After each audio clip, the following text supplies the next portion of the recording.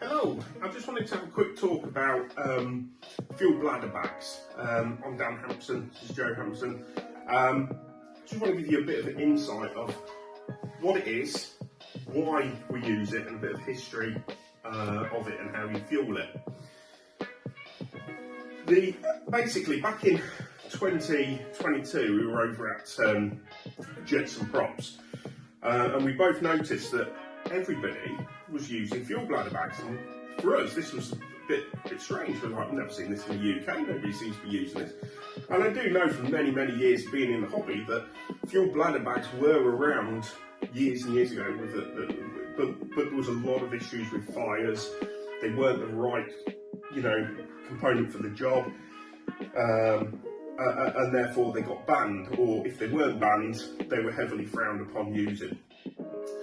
Well, we kind of gone back full circle, and after, as I say, Jets and Props, I noticed straight away that literally every jet we were looking in, they had fuel bladder bags.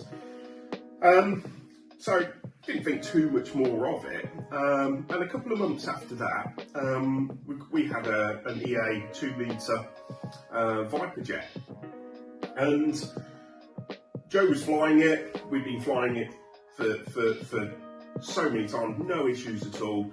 I'd serviced the fuel tank in it, got a composite tank and a UAT. I'd serviced it a couple of months before, no issues.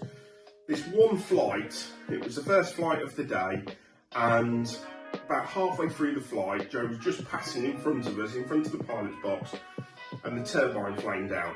And it was at that sort of height where there's not enough height to get back to the runway, but at the same time, it was going at a relative pace. So the original plan was drop the retracts, land it long on the runway. We had a long runway in front of us, but it was also one of those days where it just floated on and on and on.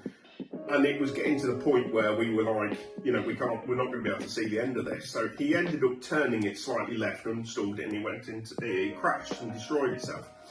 On inspection, what we found is that the clunk line, the bit you don't see in a tank where you have no idea what that clunk is doing, we found that it was actually gone stiff and it was stuck.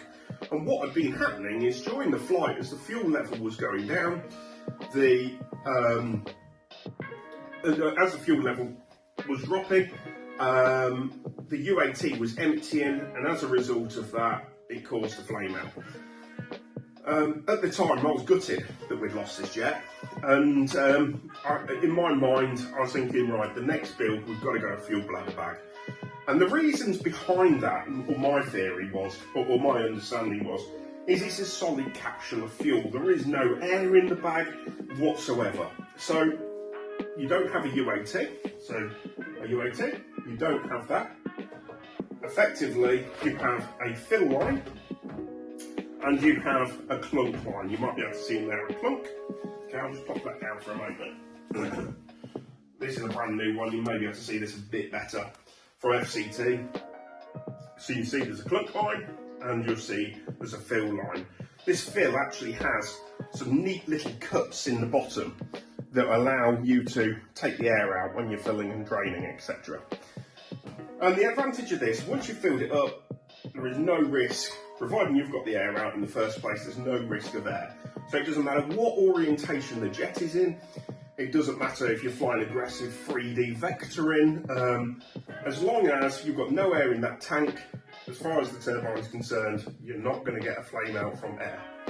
So, basically, we spoke to Salim, and Salim mentioned that he's very interested in manufacturing, making fuel bladder bags. This is going back, as I say, a couple of years. So we had a Matrix, a 2.2 that was on the way, and we were like, we really wanted to put a fuel bladder bag into this thing. I really didn't want the risk of what had happened with the Viper jet. So we took some sizes. Salim made up the first couple. We tried it, and basically we were trying to make them fail. We were trying to burst them, we were trying to overfill them, we were trying to do everything we could before it went into the jet. And we succeeded. We made some fail. We made some seals burst. We made some around the old fittings, nothing like these. We made them fail, and as a result, we ended up going through 3, 4, 5. Sorry, John. Yeah, we just continued developing them until they were kind of bulletproof. Yeah, exactly. We just so we went through quite a few bags in the early days. I think it was 8 in total. Yeah, and Salim just keep coming back with better designs, better solid products, and this is way before they were available to purchase. Anyway, we ended up with a rock solid product that we just could not destroy, and we ourselves felt confident in it, and I knew from that point onwards that was the way forward for us. And Joe was vectoring the 2.2 matrix, no issues with the turbine flaming out or air. He's continued to develop it all the way up to today, and I suspect it will continue to develop. So what he's developing as we speak now. Yeah, it will always change. It will improve and improve. So as I say, this is a brand new one from FCT. Comes in a nice box. This is the fuel bag. As I said to you earlier, you can see the clunk line. You can see the fill line, which you may just be able to see in there. The little tiny cuts that allow for the air at the highest point to escape out. That's a smoke bag for the matrix. This one's actually a smoke bag, that's why this is offset. But whereas this one here, you can see that the actual vent line, if you like, or fill and vent line, is in the middle at the highest point of the bag. So the other things that people always say to me is you need expensive fuel caddies that measure the quantity of fuel so you don't overfill them. That's just simply not true. Just a standard, everyday fuel pump system.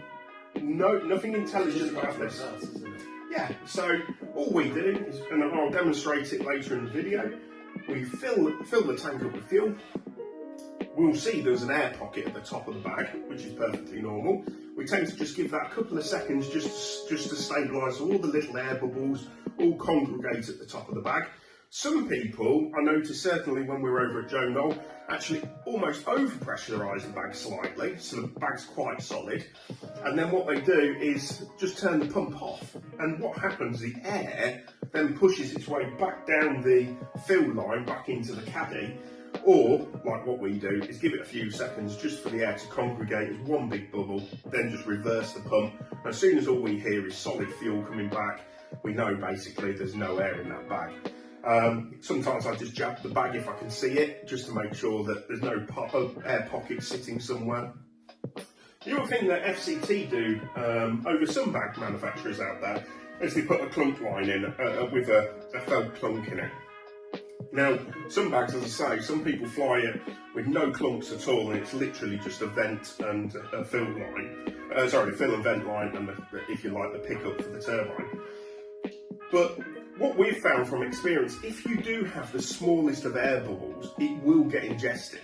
Whereas having the clunk line, what we've found is that even if there is a tiny bubble in there, the clunk tends to filter that out before this. We're talking about when the bag is pretty much empty, because you can draw fuel to the end of the bag.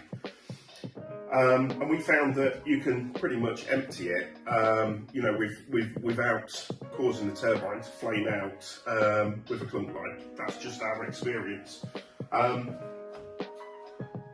So, basic advantages is they're lighter than a conventional. Yeah, than a conventional composite tanks, where you've got a UAT, you've got the tank itself. So that's a big advantage. But the biggest advantage for me personally, I don't particularly fly jets anymore. I tend to be there for Joe, pick the pieces up when it goes wrong. It is simply that you know that you're not likely to encounter an air issue. It's a lot less likely, isn't it? It is a lot less likely, because providing you have filled it correctly, then there is no reason to have air in the tank, and therefore you won't get a flame out. System problem in the aircraft in terms of plumbing. You know you're flying a capsule of fuel with no air. Yeah. And if there's a leak on a Festo fitting or a fitting of any form, that's completely separate. But the bag allows you to know you take off and you've not got a moving clunk going around the tank that's half full with half air. It just allows you to kind of be like that. So yeah, exactly that. And another thing is they're much lighter. So this seems to be a common conversation, certainly if you've got models going up towards the 25 kg sort of mark and you want to get that weight down, then this will help you, because as I say, you don't have a UAT, you don't have all the additional fuel lines. Another advantage actually is you don't have a vent that's in the bottom of your model. So in effect, the model is completely sealed. So when you put it back into your bag at the end of the day, when you finish flying, there's less chance you're going to get fuel leak out into the body bag itself, or in your workshop, or carrying it through your house or your garage, or however you have it. It's a completely sealed system. You don't have that nasty residue on the bottom of the plane either. No. So where you have the vent line at the bottom, now leaves a bit of a trail underneath, doesn't it? Which that's gone. Something else that some people have always said, well, we like to use taxi tanks so when they're running their turbine, they're not utilising the fuel that's in the fuel tank or bag. Well, Salim's just in the process. Well, I believe it's all done and finished. It's done, yeah. He launched at Jet Power this year. Is a taxi tank release. I don't have one here with me, but if you go onto his website or contact him, he will definitely send you the information on it. It's a fitting and seals, isn't it? It's a self-sealing fitting, so effectively you put your fuel filler on, you fill it up like you normally would, or you can fill it through a separate tank. So in effect, when you pull the taxi tank off the bag, the turbine will in effect self-seal, so therefore there's no air that goes back into your bag. So well worth checking out if you use taxi tanks. As I say, they're available from FCT. FCT is the only one that can allow you to use a taxi tank with a back at the minute. Yeah, as far as I'm aware, that's true. Is FCT only make the fitting, are the only ones that currently make a fitting that will allow you to utilise a taxi tank whilst using a bladder bag. So the bladder bag is made out of this plastic. I'm only talking on the FCT one, but this is the sort of material that FCT make. I don't know if you can just see it there. And it's an aircraft grade material. It's not a cheap plastic like we have seen on the show circuits, where some bags are literally the cheapest plastic going. Yeah, it's incredible, really. This really has had some thought into the material, the strength of it, how it will react within a crash compared to a composite tank, which I'm hoping to demonstrate to you later in the video. But as you can see, it's really stretchy and you can't tear this thing. Now, you could definitely put a scalpel through it, a blade through it, and you could definitely burst it. But then a conventional composite tank, you could definitely smash that to bits too, and it's not very often that you can smash a jet up and keep that in one piece. So in reality, there is an argument to say this is more likely to bounce, this is more likely to not rupture, but only time's going to really tell on that, I believe. So what else have we got? Just an example of a cheaper plastic bag that's out there. It's not double walled, this is double walled, so there's two plastics. Yeah, so in effect there's 4 layers in this, and it basically, even if one was to rupture, the second layer is there to help that, and you would then see from our experience the fuel in between the layers, and at that point you've got a problem. Another huge advantage on FCT over other manufacturers is that when this clunk is at the end of its life, because we all like to change the clunks, that little bit of festo pipe there, we like to change that over a period of time. This is completely removable. Yeah, so it's completely serviceable. So you can take the fitting off, you can take the clunk out, you can put your new line on it, you can put your new clunk on it, you can pop it back together, and this doesn't have to go in the bin. Other manufacturers out there at the moment that I'm aware of, I haven't seen anybody else yet, you have to dispose of the bag. If your clunk line is starting to block up, then I'm afraid it's bag in the bin. FCT, you just carry on and replace the parts. Very, very easy to install the FCT bags. You might see where it's yellow. This is actually a little pocket in there, and you put a carbon rod through there, usually 6 or 8 mil, depends on the bag. And FCT supplies some brackets that just simply screw to the side of the fuselage or wherever's best, and it basically just mounts in there. They've got little grub screws on them, so when you want to take the bag out, you just crack the grub screws off, slide the carbon rods out, slide the bag out, and basically you end up with a bag like that. As I say, fueling wise, really simple, no gimmicks needed. Installation, really simple. Carbon rods. They make all bags all different sizes to fit all different jets. If you can give Salim the actual dimensions of what he has a template when you contact him. Yeah, of the exact size of the old tank that you had, even unusual shapes, lengths. Some are very, very long and narrow. Some are like this, a pillow bag tank, and various different types of bags. They can design, make and do whatever's necessary to make it fit your model. He's also grown quite a big portfolio of bags he's already done, so if you have a jet, like a lot of people have a Rebel for example, he's done a lot of bags for particular planes, so you might already have the sizes, so you can just go to him and go, I need a bag for my Matrix, Falcon, Rebel, and he'll go, yes I have it, and he'll just just send it out to you.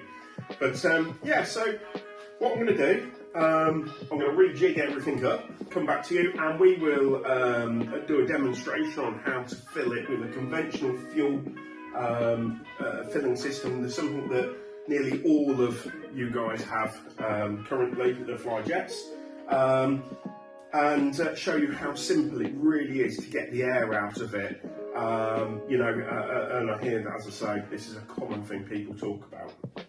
So, yeah, thank you. Okay, so re-prepare the table. Standard fuel caddy, as I said earlier. This is a 6 litre fuel bladder bag. Usually, when I install these, I put a Festo isolator. This is just jigged just for this video, but Festo isolator on the fill line. Okay, so we can turn the fill off once it's full in the model and open it when we're filling and draining, etc. And then also a second Festo isolator for the turbine, either before the fuel pump or after, whichever your preference is, but that's how I tend to do it. So very, very simple. I've just took a bit of fuel out of here. As you can see, there's no air in the bag at all. When you fill, you always get air because this line is full of air. So that's nothing to worry about. So you're going to see a bubble form in the middle of the bag, and I'll show you in a second. So I'll start filling now. So you see the air's coming in, look. So we've got lots of air now in the bag. Big bubble. And the air will congregate at the highest point. Now, I understand a lot of jets, you don't see the fuel bag or the fuel tanks. Can be hidden, depends on if it's more scale, depends on how the canopy comes off, etc. But genuinely speaking, the design of the fuel bag is usually designed for the model. So if you have got something like, let's say, an FC1 where you don't see the fuel bag, then quite often this configuration is where the air will pocket. So when you do a reverse pump, which I'll do in a moment, you can see the air bubble's quite big in there and it's moving around, it's looking for the highest point, staying at the highest point. You can fill it. Another thing people are always very concerned about is overfilling the fuel bags, and that's where some of the computerised fuel pumps work, where they calculate exactly to see you've got no risk of overpressurising, where they come into play. And there's definitely a place in the market for those. If you've got a particular model where you cannot see the fuel bag and you are concerned that you could overfill it or not put enough fuel in, then that might be a purchase that you might want to consider. Most models you can see the fuel bags, and in that case this works really well with this simple setup. So the bag's coming up now, it's getting quite tough, as you can see. That's usually where I would stop, and I literally just stop, and you see this big bubble of air at the top there, you can see it moving around, and it's going to congregate around the vent line, which is the top one here. This is the fill line going off to the turbine. I'll turn it around a bit. As I say, I've temporarily rigged this, but this would go off to your Festo isolator, into your fuel pump, and then to the turbine. So at the minute I've just bubbled it. So you can see now, all the bubbles have congregated to one big bubble at the top, and all the little corners you see, there's no air pockets whatsoever. So we basically now can reverse the pump to take this out. You can actually just see, you might be able to see there, that the air is just making its way back to the fuel caddy now. And it will do it actually on its own, but I'm a little bit impatient. Just reverse the pump and you see now it's gone. It's as quick as that. It's just literally took it out. No air particles in there at all. It's solid fuel now. So I've turned the pump off at this point. I would then turn the fill isolator off before I disconnect this, so there's no risk that you could allow air back into the bag, and then you have one solid fuel capsule. As I said earlier, there's nothing wrong with UATs, and I'm not saying don't. I'm trying to give you an insight on, you know, the advantages of a fuel bladder bag if you've had no experience with one. In the UK, they're not overly popular yet, but if you go to all the international shows, nearly everybody on the show seems. Most of Europe's gone to it, and since the US lifted their ban. Yeah, so these things are in massive demand now. I know, and you know, when you've had a flame out with a model and you've lost a model, or if you've put it down, just ripped the undercarriage out. Sometimes it just makes you sit there and think, well, what can I do to stop that from happening in the future? And that's why we've gone to fuel bags. Very, very simple to fill. They're that bit lighter, particularly this model, the FCT brand of model. I like the fact you can replace the clunk, which you can't with some other brands. Well, in fact, I'm not aware of any other brand that you can. Recently, Salim's added a bracket at the front there to support your fill and fuel lines. To take tension off this. Which takes the tension off the top of the bag and the fittings. 6mm fittings on this, so for your vent and turbine fuel line. That's about it, and draining is exactly the same as filling. I'm not going to disconnect it because I'm inside, but it's exactly the same. If you were, I mean, there's no reason to ever need to drain the bag for normal flights. I know a lot of people, once they're finished for the day, they'll empty their fuel tank. With a fuel bag, there's no reason to take any fuel out at all. You can just simply, if you was wanting to remove it, you just simply press drain and it just sucks it out the same way, because it works on a vacuum. So as soon as, you know, as the fuel's going down, in effect the bag is shrinking, it's pulling itself in. So if you were to, if you wanted to drain it for whatever reason. And that's it, that concludes it really. I hope that's given you a bit of an insight into why we use fuel bags, the advantages, disadvantages, the simplicity of it and how it works. Do you want to say something, Joe? Yeah, I think we'll drain this down now, and I think we'll show you it coming down to the last part of the bag and how it sucks the last bit of fuel out of the bag. Where on a conventional tank with a UAT, it would just pick air up. Yeah.